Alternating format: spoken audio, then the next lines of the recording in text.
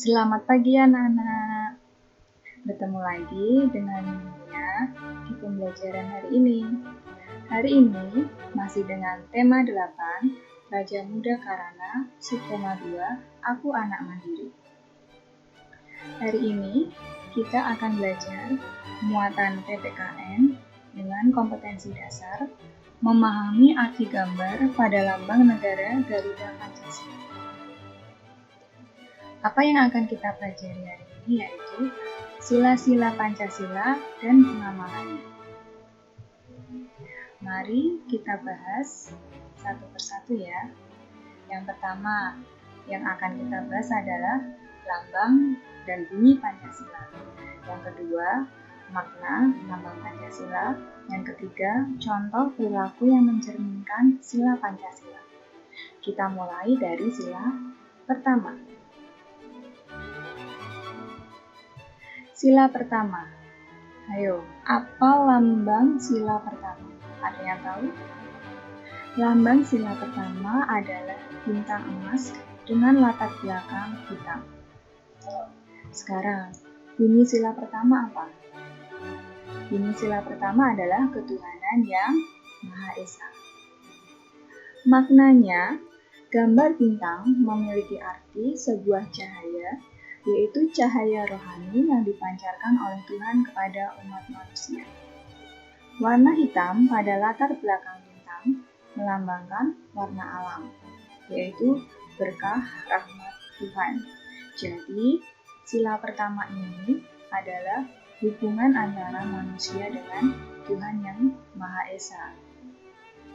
Apa sih contoh perilaku yang mencerminkan sila pertama ini? Contohnya ada taat menjalankan ibadah. Di Indonesia ada berbagai macam agama. Nah, di sini ada agama Katolik, tempat ibadahnya di gereja. Ada agama Hindu, tempat ibadahnya di pura. Ada agama Islam, tempat ibadahnya di masjid. Kemudian agama Buddha, tempat ibadahnya di wihara. Kemudian Kristen, tempat ibadahnya di gereja. Dan Konghucu, tempat ibadahnya di kelenteng.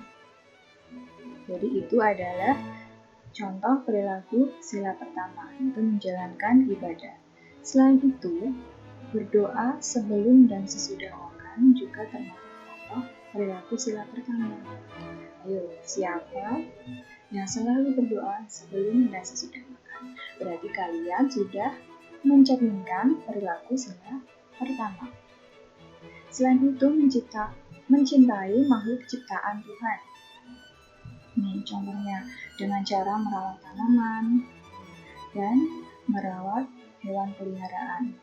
Ini juga termasuk perilaku mencerminkan sila pertama.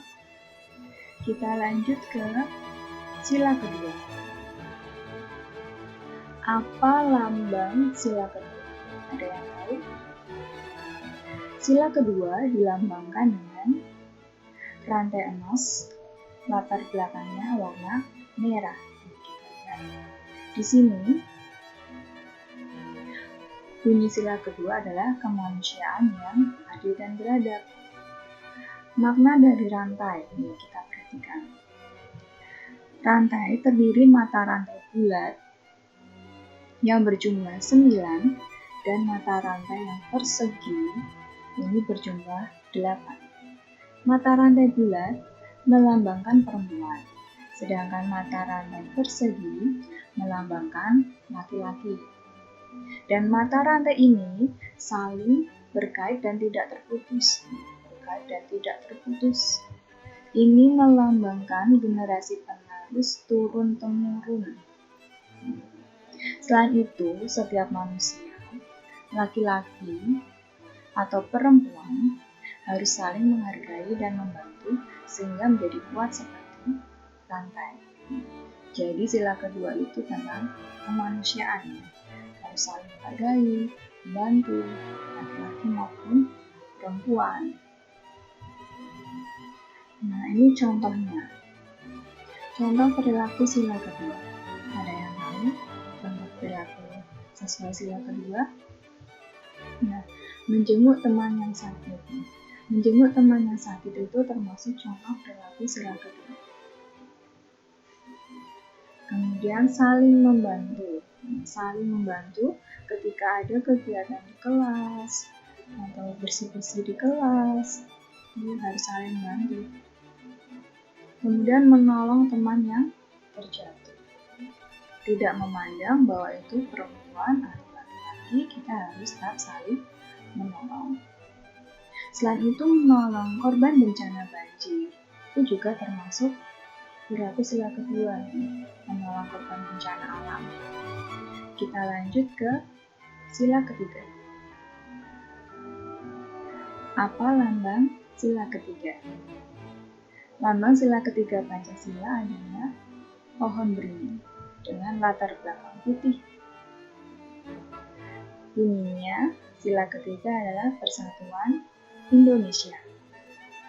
Makna pohon beringin ini melambangkan pohon yang besar, bisa digunakan oleh banyak orang sebagai tempat berteduh. Ini mewakili negara Indonesia yang menjadi tempat berteduh semua rakyat Indonesia. Pohon beringin juga memiliki sulur dan akar yang menjalar ke segala arah.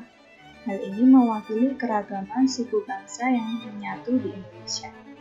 Jadi, di Indonesia itu banyak sekali keragamannya, dari suku, budaya, adat istiadat, bahasa daerah, makanan daerah, tari tradisional, senjata tradisional. Semuanya beraneka ragam, tapi kita harus tetap bersatu untuk kemajuan bangsa Indonesia. Nah, selanjutnya contoh perilaku yang sesuai dengan sila ketiga. Apa saja? Mari kita simak. Belajar kelompok dengan rukun. Ini juga termasuk pengamalan sila ketiga, ya. Harus bersatu, harus rukun. Kemudian bekerja sama membersihkan lingkungan. Ini biasanya di lingkungan masyarakat itu ada kegiatan kerja bakti membersihkan lingkungan.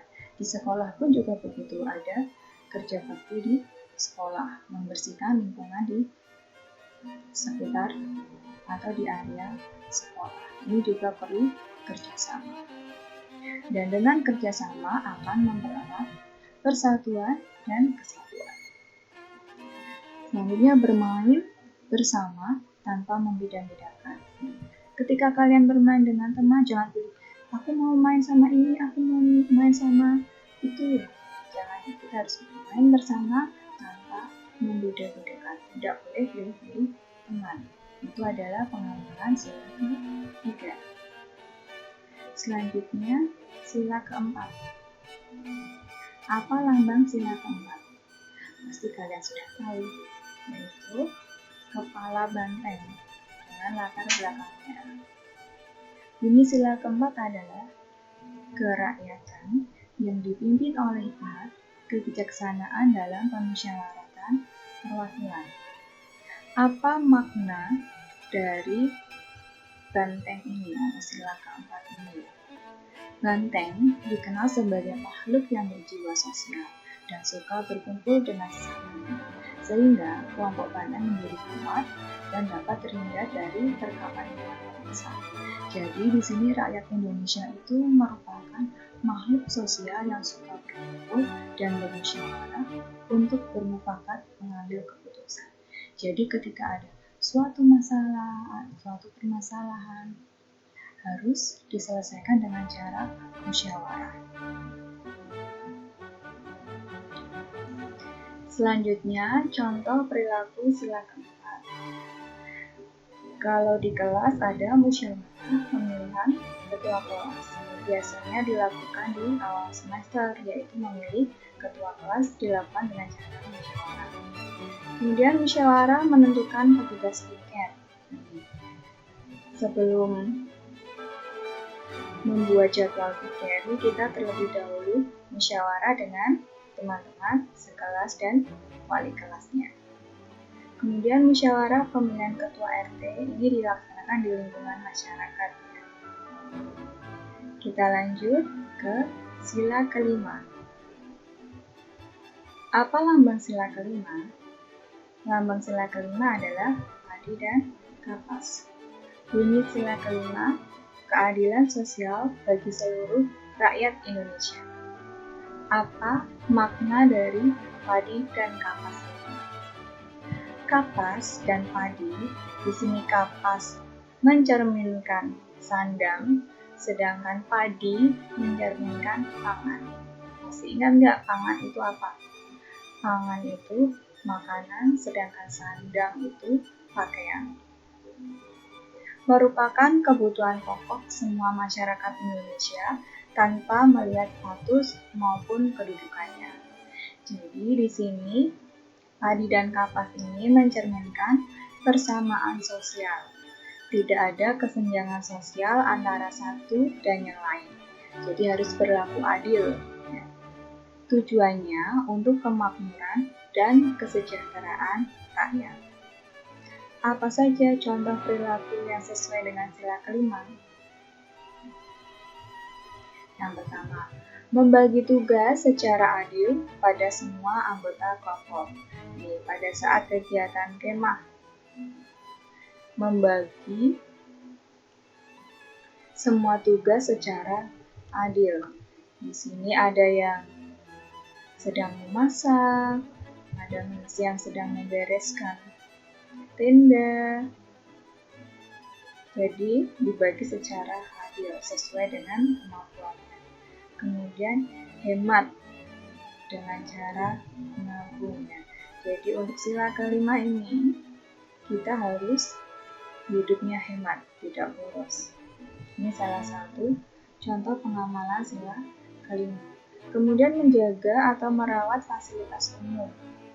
Nah, di sini tidak boleh mencoret-coret tembok, mencoret-coret jembatan. Nah, di sini ada anak sekolah yang sedang membersihkan coret-coretan tersebut. Jadi kita harus menjaga atau merawat fasilitas umum. Karena fasilitas umum ini digunakan oleh semua orang. Nah, itu tadi adalah sila-sila Pancasila dari lambang sila, bunyi sila, makna sila, dan contoh perilaku yang mencerminkan sila-sila tersebut. Agar anak-anak memahaminya, mari berlatih mengerjakan soal berikut. Nah, di sini ada tabel ya. Isilah tabel dengan jawaban yang benar dan jelas. Nah, di sini ada tabelnya dan sila, lambang sila, bunyi sila, makna sila, dan 3 contoh perilaku yang sesuai. Kalian kerjakan di buku tema kalian masing-masing ya. Jangan lupa dikirimkan ke bukunya seperti biasanya. Terima kasih anak-anak karena telah mengikuti pelajaran hari ini. Dah.